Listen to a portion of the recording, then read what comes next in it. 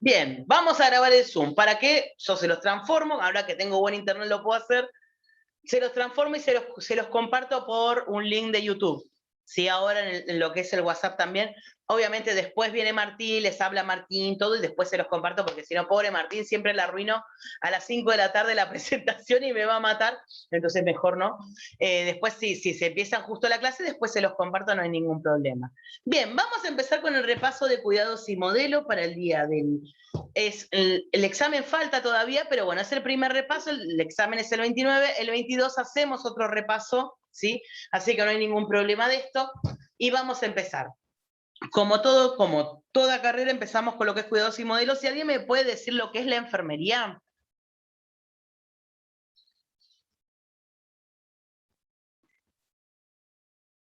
¿Saben qué es una ciencia? Sí, la enfermería es una ciencia que se encarga del cuidado, ¿sí? Y del estudio del paciente, la familia y la comunidad, ¿sí? Profe, no me dejó contestar. Bueno, contesté yo toda la ansiedad, ¿sí? Así que recuerden que enfermería obviamente es una ciencia, ¿sí? Humanista, ¿sí? Que se encarga del estudio y el ejercicio, ¿sí? Y el cuidado, ¿sí? De lo que es un paciente, lo que es la familia y también la comunidad entera que lo estamos viendo. Bien, hablando de esto, ¿qué es el cuidado? ¿Se acuerdan que habíamos hablado del cuidado? El cuidado, sí, acuérdense, sí, que es el poner ese poner interés y esmero en la ejecución. ¿De qué? Del cuidado del paciente, ¿sí? Ahora se acuerdan un poco más. Mayra, apagá la cámara porque te van a robar el teléfono. ¿Sí? Con de lo que sale caro. ¿Se acuerdan de eso? ¿Me puede repetir? ¿Cómo? Si puede repetir. Obvio, el cuidado, sí, obviamente que es el cuidado, es poner interés y esmero en la ejecución de algo, ¿sí? La palabra cuidado. En la parte de enfermería, sí, es poner interés y esmero en la ejecución del cuidado de un paciente, de la familia o de la comunidad, como venimos hablando en enfermería. Y esto está muy relacionado, obviamente, a lo que es la salud. ¿Se acuerdan que según la Organización Mundial de la Salud es el completo bienestar biopsicosocial y no solo la ausencia de enfermedad? Se los repito Sí, todas las clases, la definición. ¿Será porque la tomo? Y sí, la voy a retomar. Igual lo que es el cuidado también y que es enfermería también. Y obviamente, sí, cuando hablamos de la ausencia de enfermedad, también empezamos a preguntarnos qué es la enfermedad, que es cuando está el completo bienestar, la enfermedad es cuando el completo bienestar biopsicosocial de paciente se encuentra alterado o disminuido. Vamos bien al revés de lo que es salud. Perfecto. Bien, ¿y qué es el paciente? ¿Alguien se acuerda? ¡Wow! Bien. Es la persona que sufre de dolor, malestar. Exactamente. El paciente, la palabra se los dice, viene de paciencia, ¿sí? Porque tiene que esperar, pobrecito. Si es esa persona que sufre dolor, que está enferma, que tiene un malestar, ¿sí? Y que va a recurrir a asistir a lo que es una atención, ¿sí? En una clínica, en un hospital, ¿sí? Atención médica, y obviamente de nosotros también, ¿sí? Bien. Estas las voy a tomar, ¿sí? De lo que es, ¿se acuerdan la primera clase que tuvimos allá a lo lejos? ¿Sí? Estas 4 definiciones entran dentro de lo que es el parcial. Bien, dentro de todo lo que entra en el parcial, ¿sí? Nos vamos a enfocar en lo que más voy a tomar, ¿sí? Que es ¿se acuerdan por allá a lo lejos aquel PowerPoint, ¿sí? Que teníamos que eran los signos vitales, ¿sí? ¿Alguien se acuerdan que eran los signos vitales? Son las mediciones que son los parámetros. Son los parámetros. Indica del indicador. ¿Qué indica? El estado Son del los paciente. parámetros que reflejan el estado fisiológico de un paciente, ¿sí? De cómo se encuentra. Si recuerden, sí, que gracias a los signos vitales nosotros vamos a ver, gracias a ver, tomar los signos vitales, si se encuentran alteraciones, ¿sí? De lo que son las medias de estos signos vitales, obviamente nos está indicando que el paciente le está pasando algo, ¿sí? Algo le está pasando dentro de su organismo para que uno de los signos vitales se empiece a alterar. Perfecto. ¿Cuáles signos vitales tenemos? Frecuencia cardíaca, temperatura. Tenemos la frecuencia cardíaca, la frecuencia respiratoria, tenemos lo que es la tensión arterial, tenemos la temperatura y también tenemos lo que es la oximetría, ¿sí? Perfecto. La frecuencia cardíaca, recuerden que las palabras les van diciendo muchas cosas, ¿sí? Cardíaco viene de la parte del corazón, entonces, ¿qué sería la frecuencia cardíaca? Es la cantidad de latidos, ¿sí?, que tiene un paciente por minuto, ¿sí? Obviamente lo vamos a medir mediante el pulso, ¿sí? Tenemos varios tipos de pulsos anatómicos en el cuerpo, ¿sí? Recuerden que tenemos lo que es el temporal, el carótido, lo que es el cubital, el radial, el popliteo que está atrás de la rodilla también, el apical, ¿sí? Y lo que es también el pedio, sí, que se encuentra arriba de la planta del pie, sería la parte de arriba del pie, ¿sí? Obviamente, sí, por ahora yo los pulsos no se los voy a tomar, la cantidad de pulsos, pero sí tienen que saber lo que es la definición, que es la cantidad de latidos que tiene una paciente por minuto. Bien, obviamente que tenemos lo que son factores que nos van a alterar lo que es la frecuencia cardíaca. Recuerden que si hace una persona actividad física, el estado emocional, hay medicamentos sí que generan que se aceleren estas pulsaciones, ¿sí? Obviamente la edad, ¿sí? Y si el paciente tiene algún tipo de patología o algún tipo de accidente, también estas se van a alterar. Bien, dentro de lo que son la frecuencia cardíaca tenemos varios valores. Recuerden que lo normal en un paciente normal, ¿sí? Digamos en un estado normal, ¿sí? Va a ser una normocardia, va a ser de 60 a 100 latidos por minuto. ¿Sí? A eso se lo llama normocardia. Después, cuando sube y está por encima de los 100 latidos por minuto, se le va a llamar taquicardia, ¿sí? Y cuando disminuye y tiene menos de 60 latidos por minuto, se le va a llamar bradicardia. Recuerden que estos valores se pueden modificar mucho, no es lo mismo lo que es los signos vitales en una persona, en un joven de 20 años que en una persona de 85, obviamente van a estar alterados y va a tener una media, cuando está tomando los signos vitales todos los días, van a tener una media que quizás varíe un poco de lo que son, ¿sí?, los valores normales que estamos hablando nosotros. Recuerden que la frecuencia cardíaca viene muy acompañada de la frecuencia respiratoria. Acuérdense que la frecuencia respiratoria es la cantidad de ciclos respiratorios por minuto que tiene un paciente. Acuérdense que los ciclos respiratorios cuentan de dos fases, ¿sí? Una activa, que es la expiración, y una que es pasiva, que es la exhalación. Este es el único signo vital que al paciente no le vamos a indicar que se los estamos tomando, porque automáticamente empieza a controlar la respiración y eso es lo que queremos evitar con lo que es el paciente. Esta frecuencia cardíaca, ¿sí?, obviamente tiene lo que son valores, ¿sí? El valor, lo que sería una eupnea, así que la frecuencia normal, la frecuencia respiratoria, perdonen chicos, pero anda así un poquito resfriada y enferma. Bueno, volvamos de vuelta. La frecuencia respiratoria, sí, el valor normal, que se le llama eupnea, que el paciente está eupneico, es de 12 a 20 ciclos respiratorios por minuto, ¿sí? Cuando subimos los 20 ciclos respiratorios por minuto se le llama taquipnea, ¿sí? Y cuando tiene menos de 12 ciclos respiratorios por minuto se va a llamar bradipnea. Cuando el paciente tiene una dificultad respiratoria, ¿cómo se llama? Disnea. Dinea. Bien, perfecto. Dificultad, disnea. Y cuando tiene ausencia de ciclos respiratorios, Apnea. apnea. Perfecto, muy bien. A eso es lo que vamos. Si se dan cuenta, a veces las palabras les van indicando, ¿sí?, lo que son los factores. Obviamente está muy relacionada con la frecuencia cardíaca, ¿sí? Disnea y apnea se las voy a retomar en el examen. No sé por qué se los comento. Pero bueno, quizás es un clic, un guiño para que lo sepan, ¿sí? Obviamente la frecuencia respiratoria está muy acompañada de la frecuencia cardíaca. Si nosotros entramos a correr, ¿sí?, obviamente nuestras pulsaciones se van a elevar un montón y obviamente ese gasto cardíaco hace que la respiración también aumente, ¿sí? Están muy relacionadas entre ambas, ¿sí? Obviamente que lo puede afectar las emociones, ¿sí? Todo lo que afecta también a lo que es la frecuencia cardíaca, el estado físico, si hacen deportes, ¿sí? Obviamente los medicamentos, hay medicamentos que generan taquicardia, esa taquicardia hace que también se aumente la frecuencia, ¿sí?, respiratoria. Así que bueno, tenemos, eupnea es cuando tiene los valores normales, disnea es dificultad respiratoria, apnea es ausencia de ciclos respiratorios, taquipnea es cuando es mayor a 100 latidos por minuto y bradipnea es cuando es menor a 60 latidos por minuto. ¿Vamos bien hasta acá? Perfecto. Me encanta, me encanta, me encanta. Bien. ¿A qué se le dice tensión arterial?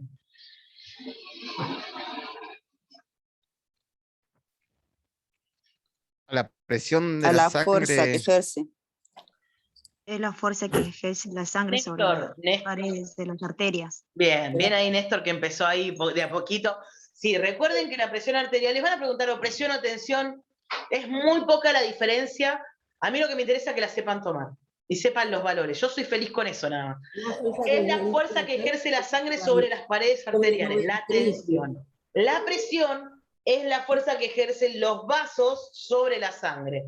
¿Vieron cuando ustedes apretan la manguera? Bueno, eso es una presión, ¿sí? Cuando ustedes, a ver, ¿qué les puedo decir? Cuando ustedes inflan un globo, ese aire ejerce presión sobre las paredes del globo. Eso es una tensión, y la presión es cuando ustedes apretan, sería las paredes aprietan lo que sería la sangre. Bien, dentro de la presión arterial sí tenemos lo que son dos presiones que ya deben haber empezado a tomarse las presiones ustedes, ¿sí? Tenemos lo que es la presión sistólica y la presión diastólica. La presión sistólica, recuerden siempre que es la contracción de los ventrículos en el corazón, y la diastólica, que es la más baja, ¿sí? Que siempre es la mínima, es la relajación de los ventrículos, ¿sí? ¿Nos acordamos de esto? Allá a lo lejos, por allá, lejos, lejos. Bueno, entonces, sistólica sería la presión máxima y diastólica es la presión mínima. Sistólica, contracción de ventrículos, diastólica, relajación de ventrículos, ¿sí? Perfecto. Nosotros vamos a tener una media de lo que es la presión arterial o tensión arterial, como le quieran decir, ¿sí? Que es de 120-80 milímetros de mercurio. Esta es una media que se le ha marcado. ¿Qué pasa si un paciente tiene 130-90 milímetros de mercurio? ¿Va a estar mal? ¿Cómo dijo, profe? ¿Cómo dijo? Profe, Si un paciente tiene 130-90 milímetros de mercurio de presión, ¿ese paciente va a estar bien? Sí. Sí, exactamente. Nosotros cuando hablamos de 120-80 es una media que se le ha tomado un promedio de personas, ¿sí? De por sí la presión, ¿sí? Lo normal, ¿sí? Va desde lo que serían 90-60 milímetros de mercurio hasta 140-95 milímetros de mercurio. Todo ese rango que te nos queda en el medio, que pasa por los 120-80 milímetros de mercurio, es normal. Una persona puede tener 130 de sistólica de máxima y puede tener 75 de diastólica de mínima y va a estar bien, ¿sí? Va a tener una presión normal. Tenemos estos rangos, ¿sí? Porque obviamente no todos somos iguales. ¿Qué pasa? Cuando está mayor a 140-95 milímetros de mercurio se le va a llamar hipertensión. Cuando es menor de 90-60 milímetros de mercurio, se la va a llamar hipotensión. ¿Ya se estuvieron tomando la presión? sí, profe. Sí, profe. Medio complicado, ¿no? Muchas cosas a aprender al mismo tiempo. Pero vieron que cuando empiezan a tomar, empiezan a escuchar los latidos que yo les comentaba. ¿Alguno escuchó los latidos o todavía les cuesta? Porque puede pasar que les cuesta. Sí, sí. Los Sí, escuchamos. profe. De la nada, vieron que no se escucha nada, que se quedan así medio raro, y de repente empiezan los latidos, y el primer latido es la presión sistólica y el último latido es la presión diastólica. A mí me costaba mucho, las primeras veces que tomaba la presión, me acordaba y decía, ¡ay, 130, 130! ¡Ah, bien, 70! ¿Y cuál era la alta? Y me olvidaba. Pobre, la apretujaba el brazo 500 veces. Esas cosas les van a pasar. Se van a olvidar la primera, se van a olvidar la segunda. O se les terminan los latidos y dicen, ¿y a dónde era? Les puede pasar también. A mí me ha pasado. Así que si a mí me pasó, a ustedes también les va a pasar. No se frustren. De a poquito lo van viendo. ¿Sí? Puede pasar que tarden un par de meses en escucharlo. No se pongan mal. ¿Sí? Son cosas que se van aprendiendo. Entonces, normotensión, hablamos que es 120-80 por una línea que decimos de normotensión, pero sabemos que el rango es más amplio. Cuando pasa los 140-95 milímetros de mercurio es hipertensión, cuando baja de los 90-60 milímetros de mercurio es hipotensión. Hasta ahí vamos súper bien, ¿no? ¿Qué genera la hipertensión? Por su cuenta, nada está mal de lo que digan en este momento. ¿Ustedes qué piensan? Dolor de cabeza. Dolor de cabeza. Algunos quizás tienen dolor de cabeza. ¿Qué otra cosa? ¿Qué puede generar? Profe. ¿Cómo? mareo, Mucha sal. mareos y hasta vómito a veces. ¿Qué pasa si yo tengo Exceso 180, de comida. 120 de presión arterial hace 3 días? ¿Cuánto? 180, 120 milímetros de mercurio de presión. ¿Está bien? No, No. no está bien. No, ¿Qué profe. me puede pasar? Una hipertensión. Paro, profe. Un paro. Exactamente. Hipertensión. Un paro cardíaco. ¿Qué más? Un accidente cerebrovascular. ¿Sí? Accidente. Sí, un Ah, accidente. Exactamente, ¿sí? Nos pueden pasar muchas cosas. Por eso yo les digo, presión, tensión no es lo importante, pero sí darnos cuenta cuando un paciente tiene los valores por cualquier lado, decir, opa, ¿qué está pasando acá? Algo le va a pasar al paciente. Es más importante eso que pelear por tensión o presión, ¿sí? Nosotros de ahora en más vamos a lo más grande, que es lo que más nos importa, que son las alteraciones. ¿Qué genera cómo se genera una hipertensión? ¿Cuáles son los factores que influyen? Y puede afectar la Por no hacer alimentación. ejercicio, El profe. estrés. Bien. Estado O el emocional. sedentarismo. Sedentarismo, no hacer ejercicio. La falta de sueño, profe, también. La falta de eso es Por no comer bien. Sí. no comer bien. Sí, exactamente. Ahora vieron, hay unos carteles cuando yo vengo a mi casa de unas hamburguesas que les hacen un baño de cheddar.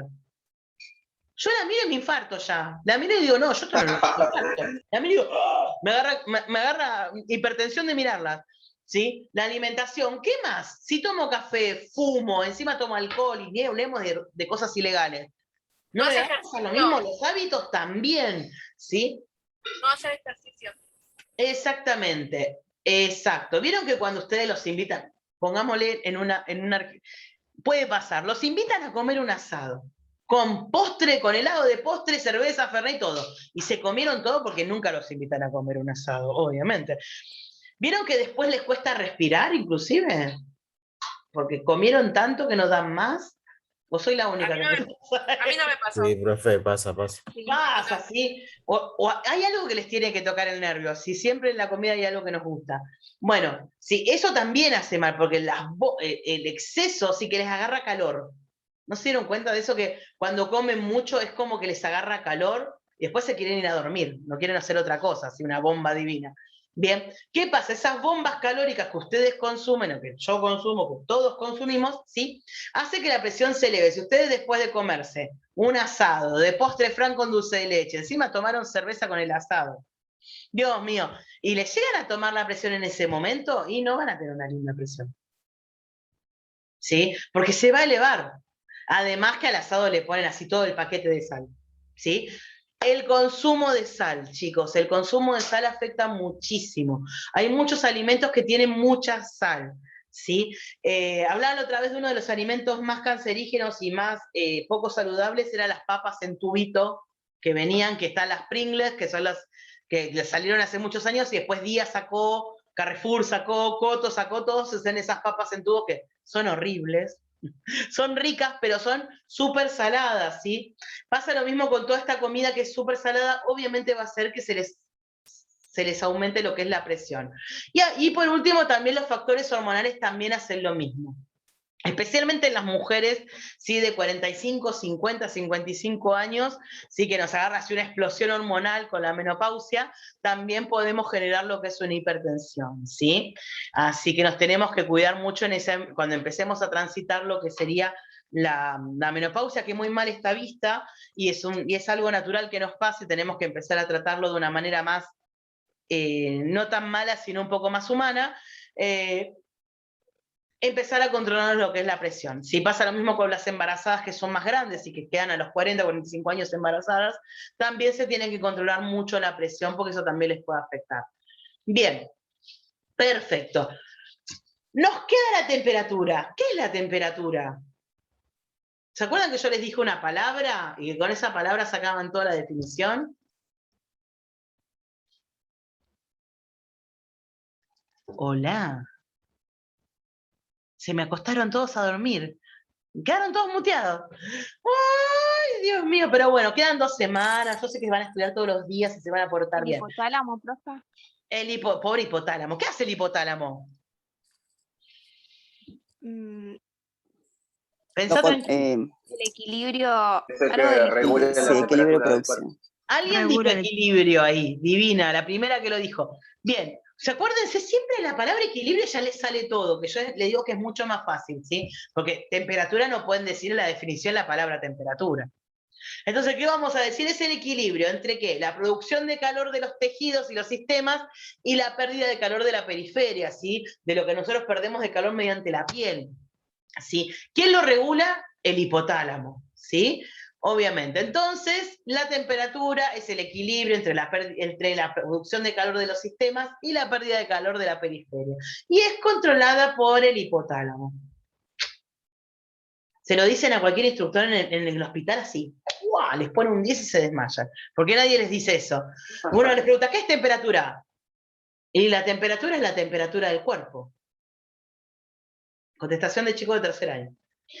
Imagínense el rosario así que les se hacen los instructores. Pero bueno. Valores de la temperatura. Recuerden sí que lo normal oscila entre 36, 35,5, depende del libro, hasta 37,2 es una temperatura normal. ¿Sí? Excepto en el termómetro del instituto, que cuando los tomas a mí me da 7. Pero bueno, espero no. ¿A ustedes les toma bien la temperatura, la pistolita del instituto, o soy la única que le da 7? Siempre. O 33. Nunca me fijo, profe. Yo siempre me fijo. Pero bueno, es una cuestión mía porque me quiero comprar uno. Entonces quiero ver si ese es bueno o no, y a mí me da siempre o 7 grados que no podría estar pasando, o 33 que tampoco podría estar pasando. Entonces, bueno, lo normal va a ser entre 35,5 y 36 hasta 37,2. ¿Sí? Entre 37,2 a 37,5 se le dice subfebril, y febrícula es de 37,5 a 37,9. Algunos febrícula le dicen a 37,2 a 37,5 y subfebril se dicen al revés. No me molesta a mí. ¿Cómo se le dice a partir de los 38 grados? Fiebre. Febrícula. Fiebre. Temperatura. A mí que me interesa que sepan distinguir. Febrícula. Fiebre. Si una persona tiene 38 grados, tiene fiebre. Si una persona tiene 37,5, ¿sí? Algo está pasando. ¿Sí? A mí no me interesa que me digan entre 36, 35, porque está normal el paciente. ¿Sí? A mí me empieza a preocupar cuando el paciente empieza a elevar de 37 grados. ¿Por qué? Porque algo está pasando, alguna infección tenemos o algo está generando que se suba la temperatura. 38 grados, fiebre. Bien, cuando empezamos a subir los 38 grados y subimos a 38,5, 39, ¿cómo se le va a decir? Hipotermia. Hipertermia. Hipertermia, Acuérdense, sí. hiper siempre es para arriba. ¿Vieron que los hipermercados son gigantes? Porque son grandes, entonces es mucho. Subimos. Hipotermia es menos de 36 grados. En algunos libros lo van a encontrar en menos de 35, ¿sí? Una persona que tiene hipotermia se van a dar cuenta igual, no se preocupen por eso. Entonces, persona que tiene 38 grados tiene fiebre. Tenemos que avisarle al médico. Persona que tiene 38,5, tenemos que correr a avisarle al médico. Y si es un niño, ¿qué puede pasar? Convulsionar, profe. Convulsionar. Y es muy peligroso que un niño convulsione. Muy peligroso. Recuerden que sé que les hablé, les comenté que se ponen hielos debajo de las ingles, ¿sí? En las ingles y debajo de las axilas, ¿sí? Para tratar de bajarle lo que es esta temperatura y obviamente llevando a ese niño al médico, ¿no? Diciendo, profe, mi hijo tiene 39 grados, ¿qué puede? Ningún profe les va a contestar algo serio, le va a decir, vayan al médico. Ustedes al médico, siempre tienen que ir al médico, perfecto. Y cuando les toque a ustedes, porque ahora que están estudiando enfermería son los médicos de la familia, más o menos, ¿sí? Porque va a empezar a pasar esto, ¿sí? Ustedes le van a decir, van a ir al médico. ¿De acuerdo? ¿Estamos bien con eso? Perfecto. ¿Con qué se mide la temperatura? Con el termómetro. Con el termómetro, bien. ¿Y a dónde vamos a poner nosotros el termómetro? La axila. En La la axila. ¿Y si el paciente no tiene brazos? La anguila. En la parte Anguila. inguinal. En la Sí, la ingle. anguila. Anguila, bueno. el niño es creo que está preso, Peter el Anguila. Pero bueno, no, en la anguila no, en la ingle, ¿sí? Obviamente. Bien, ¿qué pasa si el paciente no tiene brazos y no tiene para poner la ingle? Llamamos al médico porque seguramente se lo van a tomar rectal o puede ser oral. No vamos a meter nuestro termómetro en orificios que no nos corresponden. ¿Estamos de acuerdo? A esos orificios los dejamos tranquilos hasta que empecemos las clases de enemas. ¿Sí? Tranquilos con los orificios, los dejamos descansar hasta enemas. Perfecto, muy bien. Obviamente entre cada paciente vamos a limpiar ese micrófono. Ese termómetro, sí, con un algodón, con alcohol. ¿Sí? Bien, vamos a empezar entonces con el último signo vital que tenemos, que es la saturación de oxígeno. ¿Se acuerdan de la saturación de oxígeno? ¿Qué significa? ¿Alguien? Oxígeno en sangre, profe. Oxígeno en sangre. Perfecto, muy bien. Podemos ver lo que es la oxigenación en la parte sí, tisular, que son a donde llegan los últimos puntos que llegan los glóbulos rojos. Bien, este oxímetro, si va a medirlo lo que es en porcentaje, se pone lo que son los dedos, y recuerden que no tienen que estar pintadas las uñas, siempre si están muy frías tenemos que hacerle aunque sea un pequeño masajecito para que se caliente un poco, porque si no, no se los va a leer. Si no tienen dedos, puede ser los dedos de los pies, si no tienen dedos en las manos y los pies, puede ser en el lóbulo de la oreja, ¿sí? Entonces, lo vamos a tomar, lo vamos a siempre limpiar, ¿sí? Y que siempre haya, si vemos que están las manos muy frías, que también puede pasar, le hacemos un masajecito despacito hasta que se caliente y de ahí lo tomamos. Obviamente con lo que es pintura de uñas no lo van a poder leer, ¿sí? Entonces traten siempre de utilizar algún lugar que puedan medirlo. La saturación normal, ¿sí?, de oxígeno es de 95 a 100%, ¿sí? Es raro que alguien le dé 100%, es muy raro, no existe, siempre se dice hasta el 99%. Cuando baja el 95% hasta el 90% se le llama hipoxia leve. ¿Sí? ¿Por qué? Porque no está llegando la suficiente oxigenación a lo que serían las extremidades del cuerpo, ¿sí?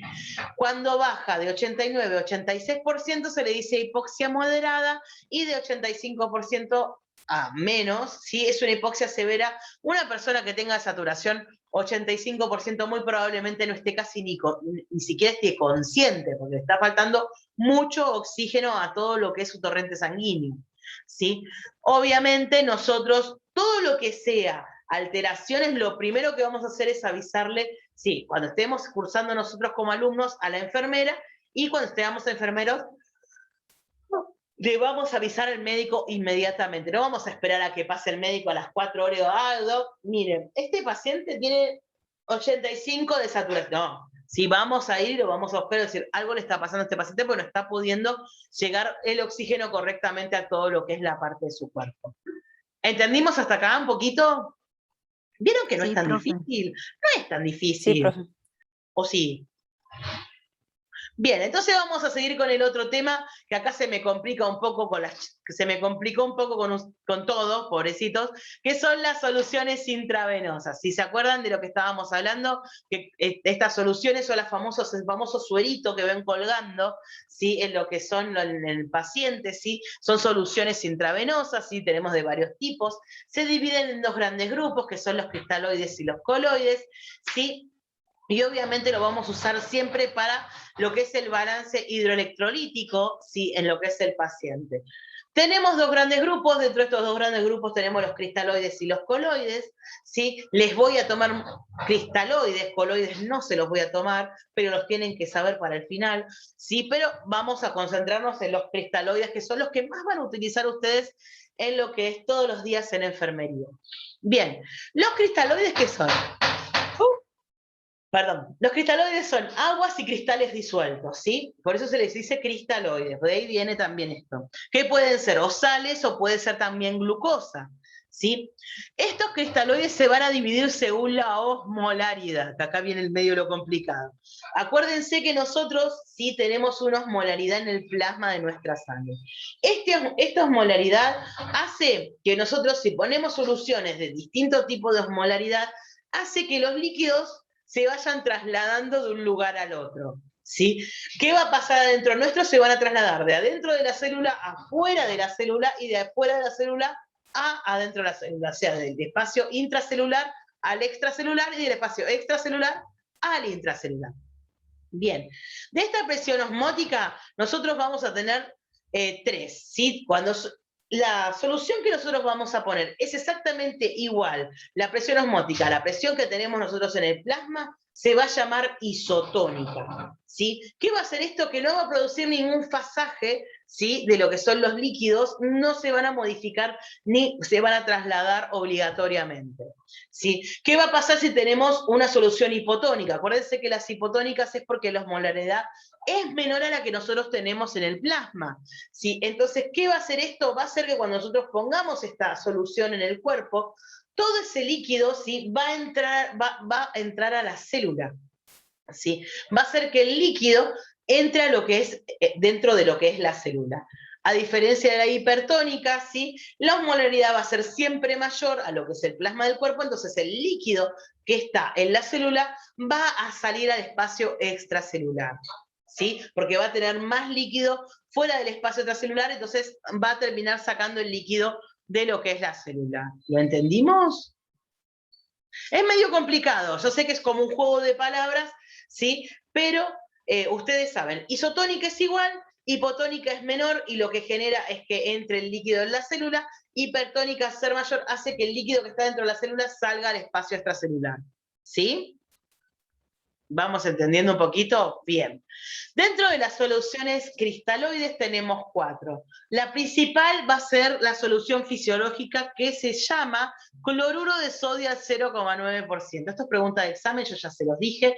¿Qué es la solución fisiológica? Y les voy a poner A, cloruro de sodio al 0,9%, B, Fernet y C, cerveza. Ustedes van a decir, no, cloruro de sodio al 0,9%. ¿Sí? Perfecto. Esta es la solución que ustedes van a empezar a conocer y es la primera solución que le van a poner a un paciente cuando ingresa.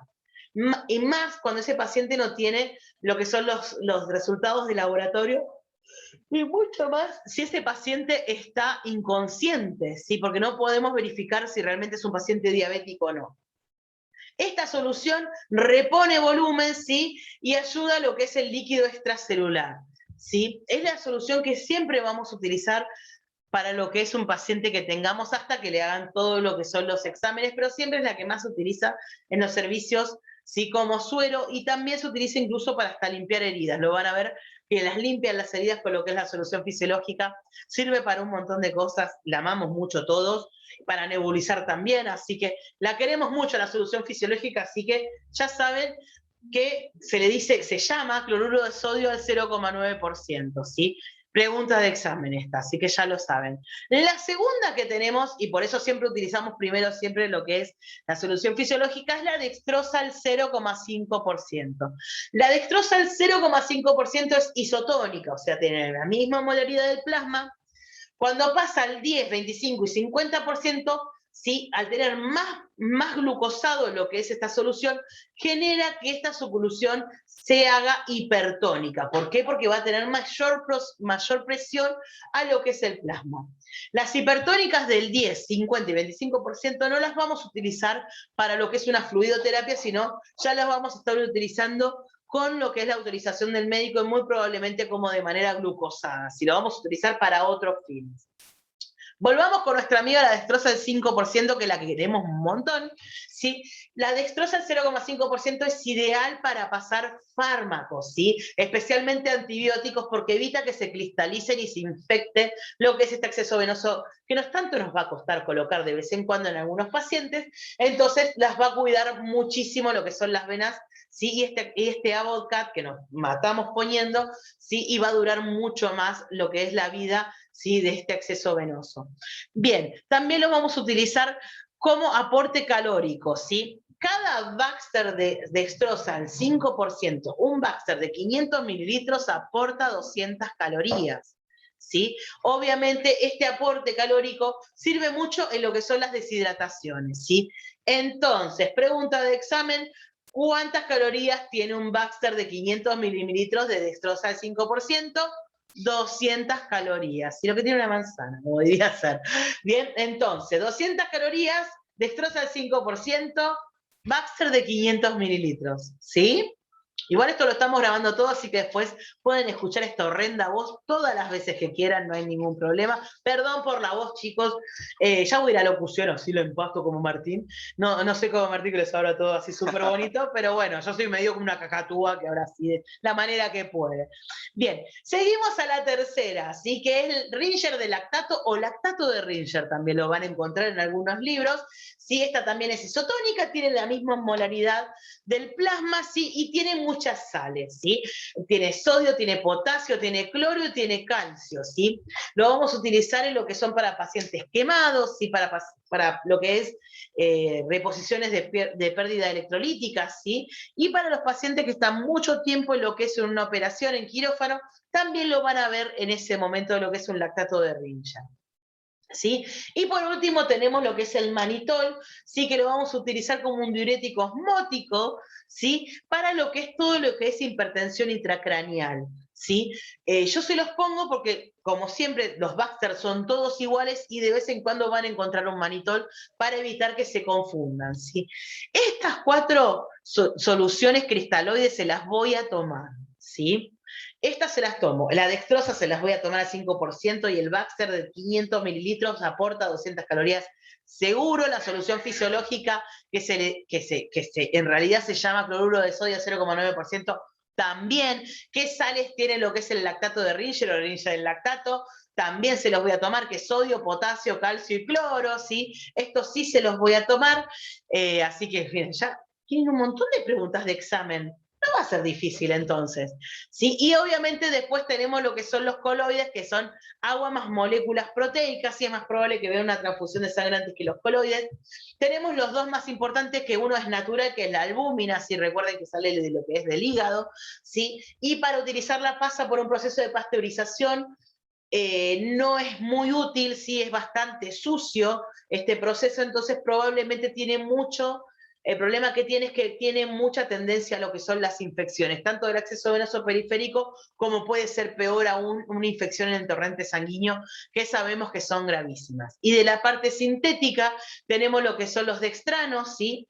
Que también obviamente son expansores plasmáticos y obviamente tienen un costo mucho más elevado y probablemente vean lo que es una transfusión de sangre antes de ver lo que son los coloides. Pero los tienen que conocer, seguramente los van a ver, y la idea es que lleguen, esto es un coloide, perfecto. Y sepan más o menos de lo que estamos tratando. ¿Vamos bien hasta acá o ya se marearon? Vamos que nos falta poquito, vamos que nos falta poquito. Yo sé que es mucha información, son muchos nombres, pero bueno, estamos grabando la clase para lo mismo, para que ustedes después la puedan repetir. Igual, la clase que viene volvemos a hacer otro repaso. Así no queda ninguna duda. O van a vomitar, signo vital y solución intravenosa, vomitan. Pero eso es lo más lindo que puede haber, porque es conocimiento, y eso me pone súper contenta. Yo re emocionada. Pero bueno, chicos, es la profe que les toca. Yo ya se los había dicho. Y por último, sí que fue el último tema que vimos en la clase pasada, que es bonito, no tiene tantos nombres raros, sí que son los modelos de enfermería. A mí realmente lo que me interesan son 2 modelos principalmente, sí, la primera, la madre de las enfermeras, que no lo he encontrado por ningún lado. Yo tengo un Playmobil en casa, justo hoy que estoy en casa, tengo un Playmobil de Florence Nightingale que está con la lámpara, y otro de Marie Curie, obviamente, pues así, tenía que tener a los dos. Obviamente la madre de la enfermería, le decimos, fue la primera que hizo una escuela de enfermería, ¿sí? Fue pionera en todo lo que fue la carrera, así que basó las bases de lo que es esta enfermería, fundó el módulo, fundó lo que es el método naturista, humanista y ecologista, ¿sí? Esto de abrir las ventanas, de airear los cuartos, ¿sí? De que entre la luz, ¿sí? Obviamente es un método que ella ha inventado, obviamente. Ay, gracias, mi amor. Acá mi marido me lo encontró, y esta es Marie Curie. Acá está Florence Nightingale. Acá miren, la tijera punta mayo. Acá la tienen las que se les están pidiendo, y acá está Marie Curie también. Pero bueno, acá la tienen a Florence Nightingale toda bonita. Nada, Bueno, de eso mandó un PDF o algo porque no lo encuentro. Lo mandé la clase pasada, igual ahora se los subo todos, junto con el resumen que se los debo, y ahora ya este video lo termino de convertir, lo subo a mi canal de YouTube y se los comparto el link directamente, si lo pueden ver 500 veces y no tienen que andar descargando mucha información, porque después esos celulares, esas televisiones, esas computadoras se explotan. Bien. Okay. Bien, perfecto. Entonces, Florence Nightingale, bases de enfermería, primera escuela de enfermería, método naturista, ¿sí? Ecologista y humanista. Hermosa mujer. Y después tenemos otra hermosa mujer, si las hay, ¿sí? Que es Virginia Henderson, que hizo las 14 necesidades, ¿sí? Que son, que las tomó acá, impresas, las 14 necesidades las voy a tomar.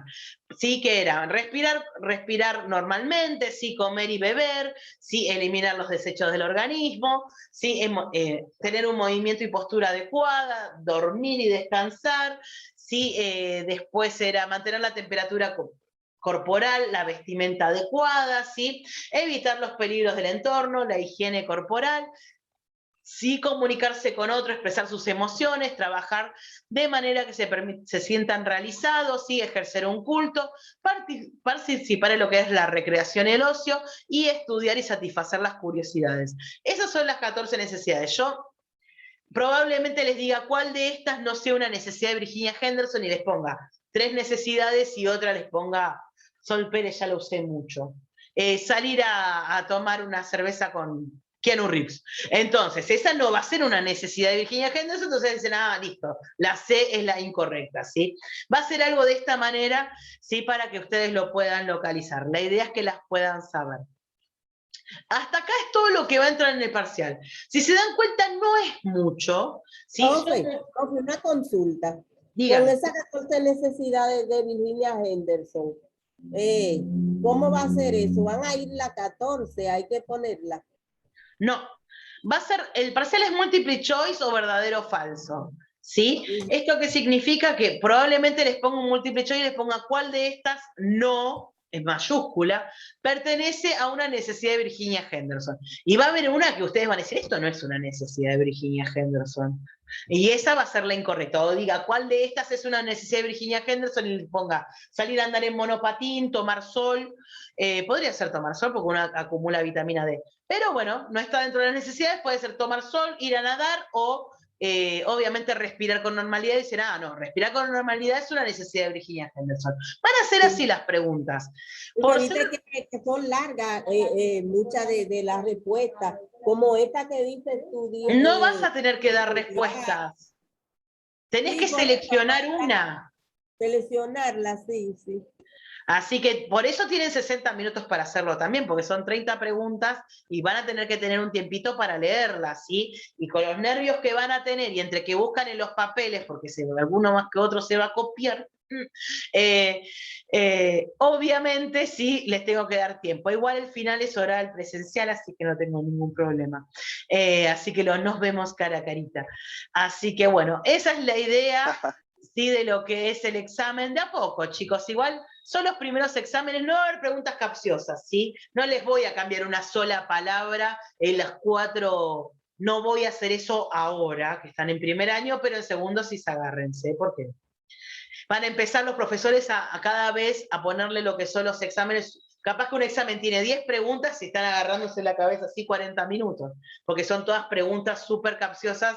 Entonces, ¿qué puede pasar también? Pero en este examen va a ser bastante sencillo, ¿sí? La idea es que son temas que tienen que saberlos porque los van a ver toda la carrera y se los van a tomar toda la carrera, ¿sí? Y después podemos avanzar, que están relacionados con los temas que vamos a seguir viendo, ¿sí? Porque después de esto vemos PAE, ¿sí? Y ya después empezamos, si alguien lo conoce al PAE, lo vamos a ver lo que son las bases del PAE, lo principal, y después ya en segundo van a hacer un PAE, y lo van a querer mucho, no lo van a odiar como hacen todos, sino lo ideal es aprenderlo a querer de a poquito y en cuotas, así que bien.